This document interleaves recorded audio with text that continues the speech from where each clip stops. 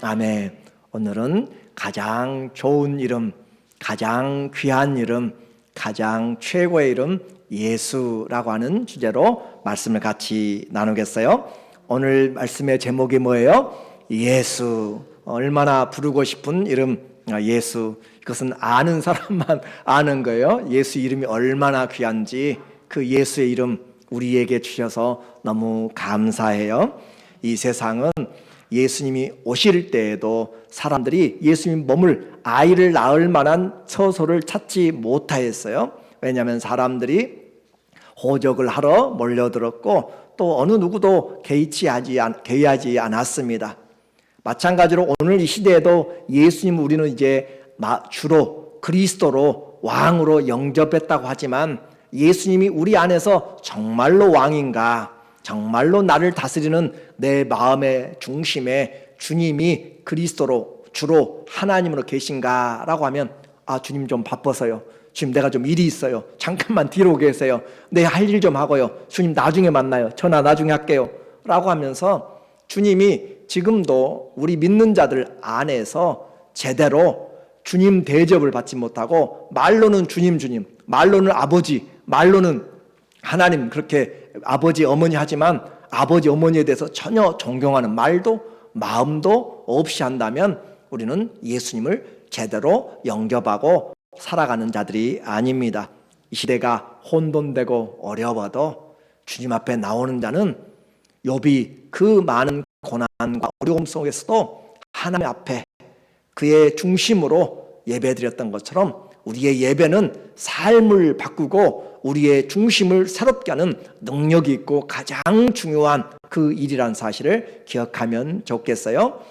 우리 가까이 사는 시애틀에 치프 힐스 국제고등학교가 있습니다. 그곳에 10학년 시험 문제가 하나가 있는데 젠더와 성의 이해라는 시험 중에서 어떤 시험이 나왔냐면 참과 거짓을 가리라라는 것이었어요. 명제에 대한 시험입니다. 그래서 이것이 참이냐 거짓이냐 true false에 대한 그런 명제였는데 내용은 임신은 여성만 할 수 있다라는 그런 퀘스천이었어요. 임신은 여성만 할 수 있다라는 것에 대해서 그 한 학생이 true라고 이렇게 답을 썼다가 틀렸다라는 오답의 처리를 받았어요. 학부모가 항의를 했습니다. 왜 틀린가? 그랬더니 학교 측에서 하는 말이 현대 사회의 가부장적이라든지 그런 모든 문제들을 포용적으로 탐구 노력하려고 하는 것이 이 세대입니다 라고 하면서 문제에는 전혀 이상이 없고 답도 이상이 없다라는 그런 대답을 했어요. 그러니까 이 시대에 지금 배우고 있는 자녀들은 임신은 여성만 할 수 있다는 것이 아니고 누구든지 할 수 있다라는 것이겠죠. 자, 오늘 우리는 이런 정치적인 이슈들은 이미 어린아이부터 지금 어른들을 바꾸지 못하니까 뭘 해요? 어린아이부터 바꾸기 시작하는 거예요. 그 시대가 이제 10년, 20년만 지나가면 그들이 이 사회의 중추적인 것이 되기 때문에 그래서 교육은 백년지 대계라라고 하는 그런 말을 쓰는 거예요. 오늘 우리의 신앙 정말 보이는 것들이 아니라 보이지 않는 영적인 싸움들이 너무나 치열하고 이 크리스마스도 얼마나 아름답고 거룩하고 고요한 밤이라고 우리가 찬양하지만 가장 죄악이 많이 일어나는 밤, 가장 사람들이 타락하는 밤, 그렇게 세상으로 예수 그리스도 없이 그런 자기들의 기쁨을 누리는 날로 그렇게 바꿔져 버려가는 사단이 머리를 쓰는 시대가 되었어요. 가장 상술이 발달한 시대에 그렇게 바꿔버린 거죠. 오늘 우리는 이 절기들을 맞이할 때마다 우리의 신앙의 뿌리와 우리의 열매들을 잘 보아야 돼요. 나는 그리스도에게 말씀의 뿌리를 잘 내리고 있는가? 그리고 그 말씀이 뿌리에 잘 내려있다면 어떻게 해요? 열매를 맺어가죠. 나는 열매가 잘 자라고 있는가? 내 인생에서 주님의 향기가 나고 있는가? 열매가 나고 있는가? 향나무는 멀리 있어도 난다고 그랬잖아요. 그렇죠? 그 하나님의 이와 같은 믿음의 말씀에 우리가 뿌리를 잘 내리고 있는지 우리가 보는데 지난주에 우리는 요한복음을 통하여서 하나님이 우리 인생의 시작과 끝을 보여주셨다고 그랬어요. 하늘에서 시작된 하나님의 그 사랑을 우리에게 보여주셔서 영원한 말씀, 태초에 말씀이 계시니라 라고 했던 그 말씀이 하나님과 함께 계셨고 그 말씀이 곧 하나님이다 라고 하는 영원한 그 하나님이자 말씀이신 그분이 육신이 되어서 우리 가운데 오셨다라는 것을 했습니다. 그래서 영적인 그 세계를 우리에게 드러내 보여주셨어요. 요한복음 1장 1절은 여러분이 꼭 외우셔야 되는 말이에요. 아르케 태초에 하나님, 영원한 태초라고 했어요. 말씀이 로고스가 계셨는데 그 말씀이 하나님과 함께 계셨고 그 말씀이 누구라고요? 하나님이라. 그 말씀이 누구라고요? 하나님이라. 그 말씀이. 그래서 이 모든 만물을 말씀이 그가 없이는 하나도 세상이 만들어지지 않았다. 요한복음 10장 30절에서는 나와 아버지는 하나라라고 이야기하시죠. 그래서 하나님이 우리에게 나를 본 자는 아버지를 보았다라고 하면서 말씀이 하나님인데 그 말씀이 무엇이 되었는가? 14절에 말씀이 로고스, 그 로고스가 더 월드가 말씀이 육신이 되어 우리 가운데 거하심에 우리가 그의 영광을 보니 아버지의 독생하신 자의 영광이요 은혜와 진리가 충만하더라. 그래서 1장 18절에서는 독생하신 하나님이 나타냈다고 그랬잖아요. 아버지 품속에 있는 독생하신 하나님이 나타내었다. 예수님이 말씀이 곧 하나님이다 라고 하는 것을 우리에게 보여주었어요. 사복음서는 우리에게 각각의 관점이 있다고 그랬죠. 그래서 마태복음에서는 유대의 왕으로 오신 예수님을 우리에게 족보를 통해서 기록해주고 있고, 마가복음에서는 서번트, 종으로 오신 예수님을 우리에게 설명해주고 있고, 누가복음에서는 사람의 아들, 인자, 사람의 아들로 오신, 그러나 요한복음은 하늘에서 영원한 하나님이 우리에게 오신 하나님의 아들, 하나님이 오셨다라는 것을 우리에게 보여줬다고 했어요. 오늘은 이제 마태복음을 통하여서 이 말씀을 좀 보려고 합니다.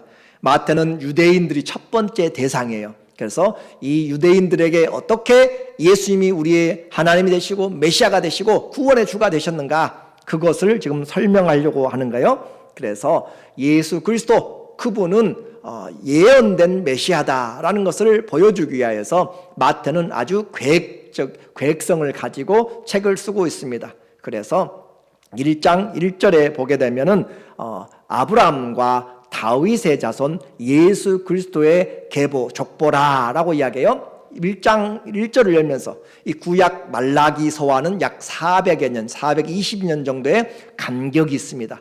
한 400년 동안 말씀이 없다고 생각해 보세요. 한 며칠만 말이 없어도 우리는 잊어버리잖아요. 사랑하는 애인에게 한 며칠만 이야기가 안 오고 전화가 안 오고 연락이 안 오면 이거 변심했나 돌아섰나 무슨 일 있나. 그런데 400년 동안 하나님이 오피셜리 그렇게 말씀이 없을 때 사람들은 하나님에 대해서 어떻게 생각할 것인가.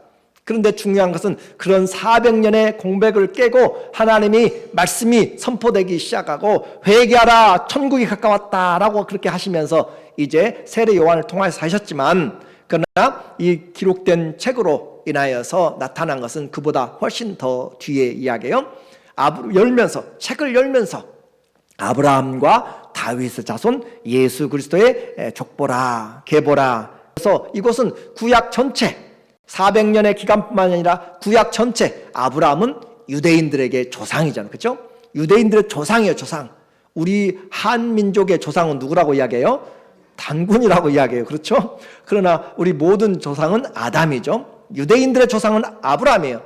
유대인들의 그 시작 아브라함에서 또 유대인들을 가장 잘 다스렸다고 이야기하는 다윗 왕의 후손. 그래서 구약을 한마디로 유대인들은 말씀을 맡은 자요, 유대인들은 선민이요, 유대인들은 율법을 가졌고 유대인들은 성전을 가졌어요. 할례를 냈어요. 그런데 그 모든 것에 한마디로 이야기한다면은 아브라함이라는 사람 안에 다 들어가 있어요. 그렇죠? 아브라함의 씨에서 다 나왔어요.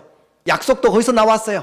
또 다윗이 그들을 다스렸고 이스라엘이라고 나라를 잘 다스려서 언약을 또 받아냈어요. 그러니까 구약의 역사를 한마디로 이야기하면, 한 줄로 이야기하는 것이 뭐예요? 아브라함과 다윗의 자손 예수 그리스도의 세계라, 그 말이에요. 아브라함과 다윗 하면은 유대인들의 설명이 다 들어가 있는 것이에요. 그런데 거기에 어떤 단어가 추가되어 있어요? 예수 그리스도라는 것이 들어가 있어요. 아브라함의 자손, 다윗의 자손, 예수 그리스도라라고 하는 이 사실이 구약 전체라니까요. 구약 전체 사건이 아브라함 안에 들어있고 다윗 안에 들어있고, 오늘 그 일들은 누구를 만나야 돼요? 예수 그리스도로 완성이 돼요. 그러니까 시작 아브라함이 했어요.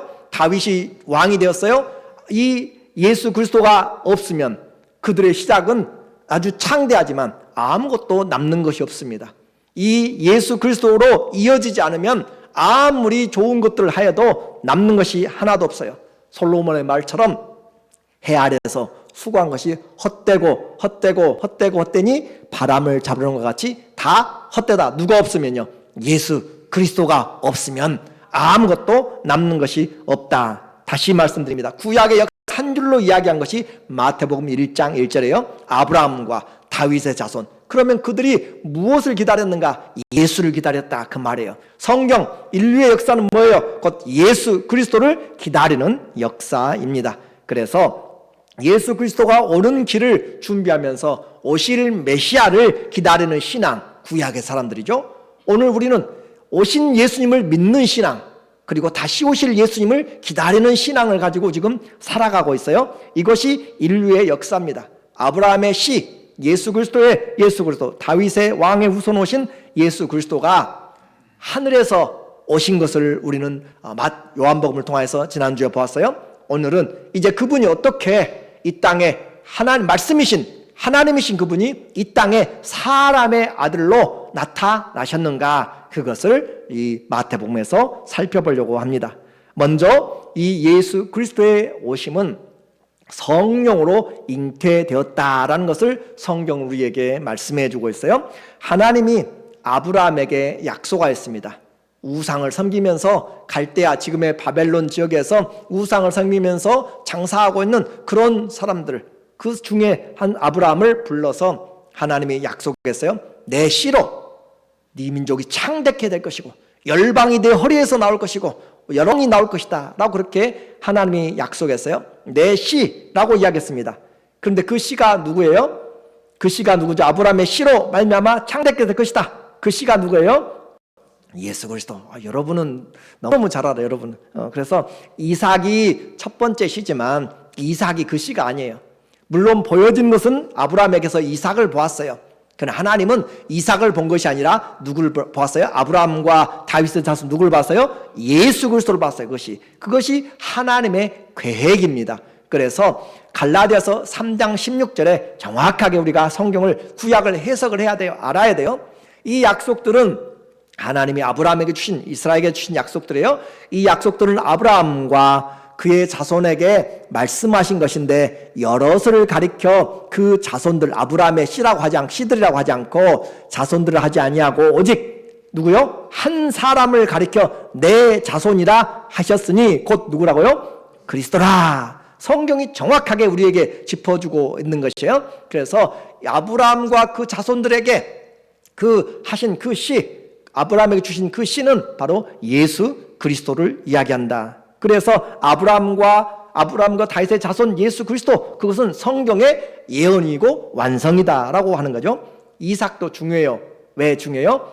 하나님이 이 땅에 오시는 길을 준비하는 육신의 길이에요. 그 육신의 길을 이용하여서 아브라함이 이삭을 낳고 이삭이 야곱을 낳고 그렇게 하면서 계속 내려와서 마지막에 오늘 예수 그리스도가 오는 동정녀에게서 예수님이 탄생하십니다. 1장 18절의 내용이요. 1장 18절, 예수 그리스도의 나심은 이러하니라 라고 하면서 예수 그리스도의 족보를 이야기해요. 예수 그리스도의 나심은 이러하니라. 그의 어머니 마리아가 요셉과 약혼하고 동거하기 전에 무엇으로 잉태됐어요? 성령으로 잉태된 것이 나타났더니. 그래서 예수님이 잉태된 것은, 동정녀의 탄생은 하나님의 주권입니다. 하나님의 주권이고 세임이란 하나님의 인도하심이에요. 옛날에 결혼할 때는 거의 보니까 멀리 못 갔어요. 그렇죠? 많이 가봤자 몇 시간 떨어졌어. 지금 보니까 그래. 지금 보니까 저희 고모님도 시집 간 거 보니까 옛날엔 걸어서 1시간 2시간 정말 힘들었는데 지금 차로 가면 5분 10분 15분이면 가버려요. 그런데 그와 같이 옛날에는 멀리 가지를 못했어요. 그런데 이와 같이 지금 마리아가 또 요셉이 만나서 둘 다 다윗의 후손이 돼야 돼요. 그렇게 만나서 결혼하는 것 하나님의 그 준비가 있었다라고 하는 것이죠. 그들이 어떻게 해야 돼요? 저 바벨론으로 끌려갔잖아요. 스룹바벨의 그 여고냐의 후손이 끌려가서 그곳에서 스룹바벨의 후손들이 돌아왔잖아요. 만약 안 돌아와 버리고 그쪽에 살았으면 만나기가 어떻게 만날지 몰라요. 근데 돌아왔어요. 이 다윗 왕의 아들 솔로몬이 있고 나단이 있어요. 그렇게 설명을 해요. 누가복음의 족보와 마태복음의 족보가 다윗에서부터 나눠지잖아요. 다윗은 솔로몬을 낳고 그렇게 하면서 요셉으로, 그리고 또 다윗은 나단을 낳고 마리아로 그렇게 이어져요. 그렇게 양쪽으로 이어지는데 그 집안이 저 바벨론에서 함께 바벨론 포로에서 돌아오지 않으면 만날 수가 없을 것이고, 또 돌아왔어도 베들레헴에 살거나 따로따로 떨어져 있으면 안 되는데 둘 다 나사렛에 살다가 동네 처녀 총각이 눈이 맞아가지고 지금 정혼을 하게 된 거잖아요. 그래서 이런 모든 것에 하나님의 계획이, 하나님의 일하심이, 주권이 나타나 있는데 중요한 것은 성령으로 잉태되었다라고 하는 거예요. 자, 성령으로 잉태되었다. 처녀가 잉태하여 아들 낳으리니 임마누엘이라 라고 하시는 것이죠. 자, 이제 우리는 사람으로서는 불가능하지만 하나님은 능히 할 수 있다는 사실을 우리가 열어야 돼요. 이 세상 내가 보지 않았지만 하나님이 창조한 것처럼 성령으로 잉태되었다. 과학자들은 지금도 이것에 대해서 의문이 많을 것이고 많은 사람도 이것 때문에 믿지 못할 수도 있어요. 그러나 하나님은 창조주요 영원하신 하나님이 말씀하심으로 성령으로 잉태되었는데, 누가복음 1장 34절에 보니까 누가의 기록에 따르면은 천사가 마리아에게 나타납니다. 마리아 천사에게 말하되 나는 남자를 알지 못하니 어찌 이 일이 있으리까. 똑같은 우리의 상식, 우리의 경험을 가지고 결혼이라는 것을 통하여서 천사가 이야기해요. 너는 복을 받은 자요, 그렇게 너는 아이를 가질 것이다 라고 하는 그 수태의 고지를 받았을 때 마리아의 반응은 별반 다르지 않아요. 그렇기 때문에 마리아가 이야기하는 거, 나는 남자를 알지 못하니 어찌 이런 일이 있습니까? 천사가 대답하여 이르되 어떻게 해요? 성령이 내게 임하시고. 답은 성령입니다. 능력은 성령입니다. 하나님의 성령이 임하시고 지극히 높으신 이의 능력이 너를 덮으시리니 이러므로 낳으실 바 거룩한 이는 하나님의 아들이라 일컬어지리라. 자, 마리아가 처녀가 잉태했어요. 도무지 이해가 안 되는데 어떻게 가능해요? 성령이 하시면 가능해요. 성령이 잉태케 하심으로 돌들도 소리 지를 수 있어요. 하나님이 하시면 되는 거예요. 나귀도 입을 열어요. 그래서 하나님이 하시면 하는 거예요. 그것이 성령이 행하셔서 과학으로 설명할 수 있는 것이 아니라고 그랬어요. 과학이 얼마나 설명할 수 있어요? 주어진 환경에서만 설명하는 것이에요. 과학이 발전하면 발전할수록 더 많은 하나님의 창조 세계를 설명할 뿐입니다. 과학은 우리에게 하나님을 우리에게 소개시켜 주는 것이 아니에요. 하나님이 오늘 말씀하시기를, 자, 과학이 창조를 보지 못했어요. 과학은 우리가 본 것을 다시 반복하면서 보여주면서 증명을 해야 법칙이 됩니다. 세상의 창조 보지 않았어요. 사람의 창조 보지 못했어요. 그래서 과학은 이 사람이 어디서 왔는지 알 수가 없어요. 모르니까 그냥 가설을 세우는 것이에요. 사람의 존재, 영혼조차도 과학은 증명을 하지 못합니다. 과학적으로 영혼도 증명하지 못해요. 사람이 죽은 다음에 어디로 가는지 알지를 못해요. 분명히 살아있다가 죽는데, 숨만 멎으면 죽는데 어디로 가는지 알지를 못해요. 그래서 우리는 과학을 우리는 알면서 그것을 너무 신뢰해서는 안 되는 거예요. 지금 달나라를 간 지는 오래되었잖아요. 그리고 태양계 넘어서까지 그렇게 수억의 그런 킬로미터를 가고 있는 탐사선도 보내지만 과학으로 이 영혼 하나 제대로 발견하지 못합니다. 과학은 단지 하나님이 하시는 일들을 나타내주는 부분의 유익이 있을 뿐입니다. 성경은 과학을 뛰어넘습니다. 하나님과 세상의 기원, 그리고 이 사람의 기원과 죄의 기원과 죽음의 기원과 영원한 나라에 대한 것들을 하나님 우리에게 활짝 열어주어서 어느 누구도 알지 못하는 하늘의 지혜를 우리에게 말씀해주고 있는 것이에요. 이 과학으로는 천국과 지옥을 증명하지도 못하고 가게 만들 수도 없습니다. 오직 하나님이 예비하신 것이고 예수 그리스도 안에서 천국과 지옥이 나누어지는 것이에요. 우리는 여러분도 수많은 사람들이 죽음의 목전에서 죽음의 사자들이 다가와서 데려가는 것들을 보게 될 것이에요. 과학적으로 해결할 수 있거나 이해되는 것이 아니에요. 성경은 과학적으로 이해되기 위해서 써놓은 것이 아닙니다. 우리의 구원을 위하여서 우리의 영원한 삶을 준비하기 위한 것으로 써놓았어요. 그래서 성경은 믿음의 대상이지 이 성경은 다른 우리가 그걸 증명하려고 하는 대상이 아니다라고 하는 거예요.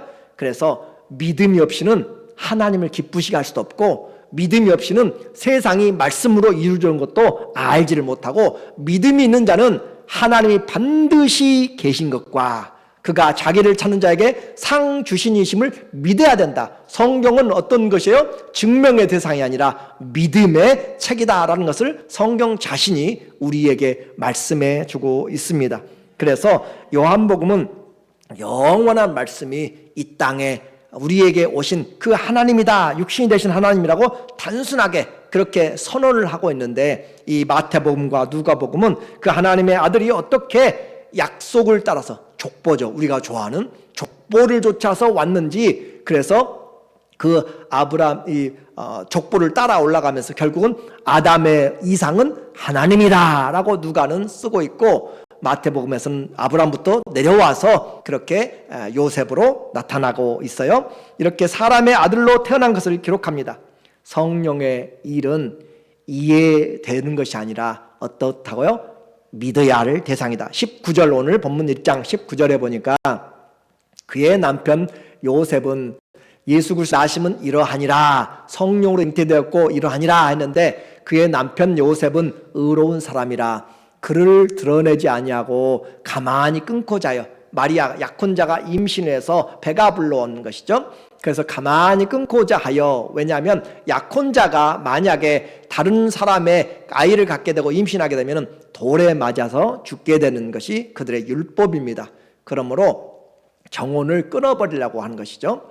그러면 해방이 되는 거죠. 이 일을 생각할 때 주의 사자가 현몽하여 이르되, 다윗의 자손 요셉아, 내 아내 마리아 데려오기를 무서워하지 말라. 그에게 잉태된 자는 성령으로 된 것이라. 18절에서도 성령으로 됐다고 이야기하고 20절에서도 성령으로 됐다고 이야기하고 누가복음 1장 34절에서도 성령이 임하면, 능력이 임하면 우리에게 이와 같은 마리아의 일이 일어났다라고 그렇게 하고 있어요.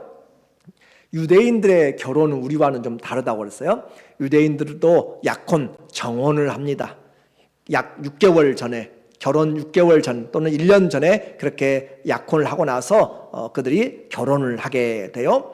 그런데 결혼은 신랑 집에서 하는 것이 아니라 신랑 집에서 출발해서 신부 집에 와서 결혼식을 하게 돼요. 그래서 우리가 영적으로 본다면 하나님 아버지께서 예수 그리스도 그 하늘나라에서 이 땅에 오시는 거예요. 이 땅에 와서 신부를 영접하여서 혼인잔치를 열게 되는 것을 그림적으로 이야기하는데, 여기서 말하는 것은 우리의 법은 결혼을 하고 혼인신고를 해야 법적인 그런 부부가 되는데, 유대인의 법에서는 정혼을 하게 되면, 약혼을 하게 되면, 인게이지먼트를 하게 되면 법적인 남편과 아내가 돼요. 허스밴드 앤 와이프가 되는 것이에요. 그래서 19절에서도 이야기하잖아요. 그의 남편 요셉은 아직 정혼하고 결혼하지 않았다고 그랬어요. 그런데 이 성경은 쓰기를 그의 남편이라고 쓰고 있어요. 그러니까 법적인 남편이 되는 거예요. 그리고 20절에서도 요셉에게도 이야기해요. 내 아내 마리아 데려오기를 무서워하지 말라. 그러니까 정혼을 하게 되면은 그들은 법적인 부부가 된다는 사실을 우리에게 이야기해 주기 때문에, 예수 그리스도는 다윗의 후손에서 오시게 되고 동정녀의 몸에서 오게 되는, 정말 하나님이 신성과 인성을 우리에게 보여주시는 준비로 나타나게 돼요.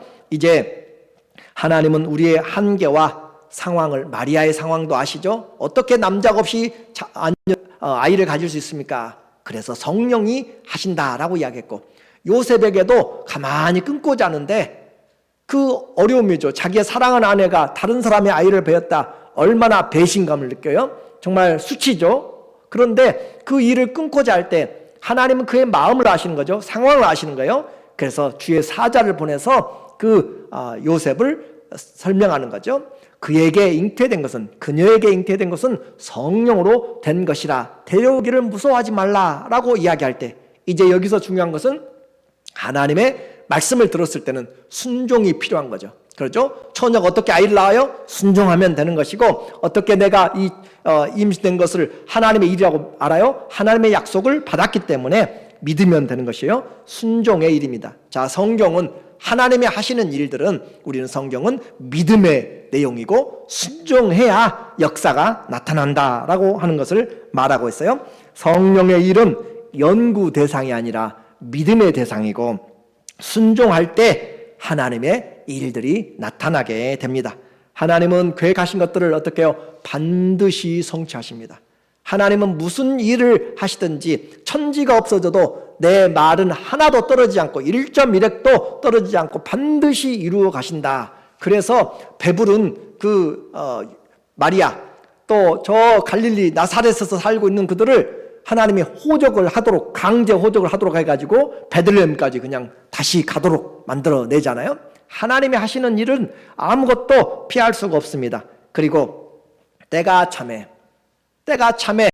하나님이 이 일을 시작하는 거예요. 하나님의 시간, 크로노스의 시간, 카이로스의 시간, 이 24시간이 아니라 하나님의 시즌이죠. 하나님의 타임, 그 시간, 합당한 그 카이로스의 시간에 그 아들이 여자에게서 낳았다. 갈라디아서 4장 4절에 보니까 때가 참에 하나님의 계획하신 때예요. 때가 참에 하나님이 그 아들을 보내사 여자에게 나게 하시고, 자, 우리는 기억해야 돼요. 동정녀가 주체가 아니라 누가 주체예요? 하나님이 주체예요. 하나님이 나게 하시고 하나님이 아들을 보내사 하나님이 하시는 것이 하나님이 하시는 일. 이 세상의 일들은 하나님이 주권대로 하시는 일이에요. 그래서 때가 참에 하나님이 그 아들을 보내사 여자에게서 나게 하시고, 율법 아래에 나게 하신 것은, 자, 여자에게 나게 하셨다. 분명히 결혼을 했어요. 결혼하지 않았어요. 그런데 법적인 부부예요. 그런데 여자에게 낳았어요. 요셉의 씨로 나지 않고 여자에게서 낳았어요. 그것이 바로 창세기 3장 15절에 그 뱀과 하와에게 약속한 것이잖아요. 뱀의 후손은 여자의 발꿈치를 물 것이고 여자의 후손은 뱀의 머리를 깨트릴 것이다 라고 하는 여자의 후손으로, 그 여자의 후손으로 마리아가 지금 나타나고 있는 거잖아요. 여자에게서 나게 하시고, 그래서 하나님 또 그 아들이 주체가 되어서 하나님이 마리아의 태를 빌려서 낳으신 것이에요. 이것이 하나님이 그 마리아가 입은 은혜 중에 은혜인 것이고 복 중에 복입니다. 기적 중에 기적의 동참자가 바로 하나님이 나를 빌려 쓴 것이고 하나님이 나를 택하신 것이고, 그래서 주님, 나는 주의 종이오니 주님이 원하시면 주가 쓰시겠다 하라. 그러면 그것이 가장 복된 것이에요. 인생에서 가장 복된 것은 주님의 말씀대로 쓰임받을 때 최고의 복입니다. 그러므로 이 마리아가 그것을 알았어요. 누가복음 1장 46절에 그의 노래를 한번 들어보세요. 마리아가 이 의심하다가 자기 친척 엘리사벳을 이미 임신돼서 6개월 정도가 돼 있는 그 친척을 방문하여서 부르는 노래잖아요. 마리아가 이르되 내 영혼이 주를 찬양하며 내 마음이 하나님 내 구주를 기뻐하였으면 그의 여종의 비천함을 돌아보셨음이라. 보라, 이제 후로는 만세에 나를 복이 있다 일컬이로다. 만세의 복이 있다. 그리고 마리아는 만세의 복이 있어요. 근데 카톨릭이 이 마리아의 그 복을 세상적인 것으로 잘못 우상화 시켜가지고 우리가 그렇게 그를 잘 보지 않는 것이지, 그는 그의 믿음은 복이 있는 여자예요. 그리고 그의 복은 분명하게 나타나 있습니다. 우리는 그를 우상 숭배하는 그런 어리석은 일들이 하면 안 되고, 말한 것처럼 비천한 자예요. 그러나 하나님이 쓰신 것이에요. 그래서 그 하나님, 말씀이신 하나님이 우리에게 오셨다. 이 여인에게 태를 통하여서, 오늘 본문 1장 21절 놀라운 하나님의 선언이잖아요. 아들을 낳으리니 이름을 누구라 하라고요? 예수라 하라. 이는 그가 자기 백성을 그들의 죄에서 구원할 자이심이라 하니라. 그 말씀이 우리에게 육신이 되어서 오셨는데 그 아들이 우리에게 오신 이름 예수라고 이야기했어요. 그래서 예수의 이름, 헬라어로는 예슈아라고 이야기하고 히브리어는 여호수아라고 이렇게 이야기하는 거죠. 그래서 여호와는 구원이라는 뜻이에요. 여호와는 구원이시라. 그 여호와는 구원이시라. 예수, 그 이름이 구원자입니다. 구원자. 그래서 우리는 구원이 필요해요. 예수님이 구원이라는 이름으로 왔을 때 우리에게는 무엇이 필요하다고요? 구원이 필요해요. 죄로부터의 구원, 고통으로부터의 구원, 세상의 걱정과 염려로부터, 죽음으로부터, 모든 질병으로부터, 모든 우리의 주어진 상황에서 우리는 허물과 죽음의 운명으로부터의 구원이 필요해요. 그 구원자의 이름이 누구라고요? 예수라고 이야기했어요. 예수. 다른 이름은 없습니다. 우리를 죄에서, 우리를 사망에서, 우리를 영원한 멸망에서, 심판에서 우리를 구원해 줄 수 있는, 우리의 운명에서 구원해 줄 수 있는 분은 오직 예수 이름밖에 없어요. 그래서 그 이름이 예수요, 그 이름이 구원입니다. 그 이름이 가장 귀한 이름이고 하늘과 땅에 가장 존귀한 이름이고 주의 이름, 그 이름을 부를 때 우리에게 구원이 임하게 됩니다. 세상에서 가장, 온 우주에서 가장 귀한 그 이름, 예수, 그 이름이에요. 하늘과 땅의 권세가 다 있는 이름. 그래서 우리는 그 이름이 우리에게 능력이 되고 그 이름을 부를 때 우리가 그 이름으로 기도할 때 응답이 되고 그 이름이 소망이고 예수, 그 이름. 내게 금과 은은 없어도, 은과 금은 없어도 내게 있는 것은 네게 주노니 곧 나사렛 예수의 이름, 그 이름이 너를 낫게 하고 일어서게 하고 우리에게 생명을 줍니다. 그 이름, 예수 이름이 우리에게 구원자로 필요하다. 오늘 아침에 우리 전도사님이 비디오 클립을 하나 보내셨어요. 그래서 잠깐 이렇게 열어보니까 아주 인사이트한, 통찰력을 줄 만한 그런 내용이어서 잠깐 제가 소개를 하는데, 어떤 비디오냐면은 한 사람이 테스트를 해요. 그래서 하나는 카드를 썼습니다. 카드를 하나 썼고 하나는 또 선물을 하나 준비했어요. 그래서 카드를와 이 맨 처음에 돈이 나와요. 돈이 있죠. 돈이 나와가지고 자, 이것을 가질래 이제 지나가는 학생에게 물어봐요. 그래서 학생이 가다가 와가지고 이걸 딱 보고 이걸 봐요. 딱 돌려보니까 뭐라고 써있어요? 갓이라고 써있어요. 갓. 그러니까 말 없이 그냥 이것을 가지고 갑니다. 그래서 또 다른 사람 테스트해요. 이거다고 노트북을 가져와요. 그래서 어떤 걸 가져갈 건가 또 쳐다봐요. 노트북을 가져갑니다. 또 다른 테스트를 해요. 자, 이것을 가지고 있고 그 다음에 뉴 핸드폰을 가져왔어. 어떤 걸 가져갈까? 당연히 한번 쳐다보고 이걸 가져가요. 그런데 그 중에 한 학생이, 어린아이가 와서 뭘 가져갈 것인가 하는데 쳐다보아요. 말하지도 않고 이것을 가지고 갑니다. 이것을 가지고 가요. 집에 가가지고 가면서 그 의자에 앉아가지고 한 보니까 뭐가 있는 것 같아요. 그냥. 그래서 자세히 이렇게 열어봤습니다. 열어보니까 뭔가 있어요. 뭔가 있어. 그래서 열어봤더니 그게 내용에 보니까 이렇게 돈도 있고 핸드폰도 있고 노트북도 있고 이제까지 가져왔던 다른 조건들이 전부 누구 안에 들어가 있다고요? 하나님, 예수님 안에 다 있어요. 저는 한번 생각해 봤어요. 여러분들 어떠세요? 여러분들도 우리도 항상 헷갈리잖아요. 하나님, 이거는 우리의 삶의 실제적인 것 같아요. 우리가 찬양하면서 예수는 나의 힘이라고 불렀는데 아니요, 밥이 힘이에요. 예수님 힘으로 사는 사람을 나는 많이 못 봤어요. 진짜로 예수님이 힘이 된다는 사실을 여러분이 아셔야 내 영혼이 사는 거예요. 사람이 떡으로만 사는 것이 아니라 예수 이름으로 삽니다. 그 예수 이름 때문에 사는 거예요. 하나님의 입에서 나오는 말씀이 곧 예수잖아요. 그 예수 이름으로 사는 것이고, 그리고 예수의 이름을 들으면 우리에게는 소망이 생기는 거예요. 그렇잖아요. 소망이 생기는 거. 가장 아플 때도 예수 이름을 들으면 얼마나 감사한지 몰라요. 수없이 고통 중에도 예수의 십자가를 보게 된다면, 나를 위해서 피 흘리신 주님을 보게 된다면 우리는 일어나게 돼요. 예수 안에, 골로새서 2장 9절 10절에 보면 예수 그리스도 안에 하나님의 모든 신령한 은혜와 충만한 은사들이 전부 예수 그리스도 안에, 그 능력이 다 예수 안에 있다고 그랬어요. 예수 안에. 근데 그것을 아는 사람이 누구였어요? 성경 기록을 보니까 바울이 알았잖아요.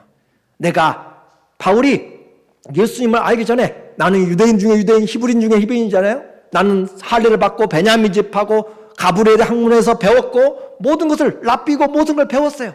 뛰어난 학자예요. 그런데 그리스도 예수를 알고 나니까 이 모든 것은 다 뭐라고요? 쓰레기, 배설물, 똥이라고 이야기했어. 예수 그리스도 안에서 발견되는 것이 최고의 고상한 지혜와 지식이다라고 이야기해요.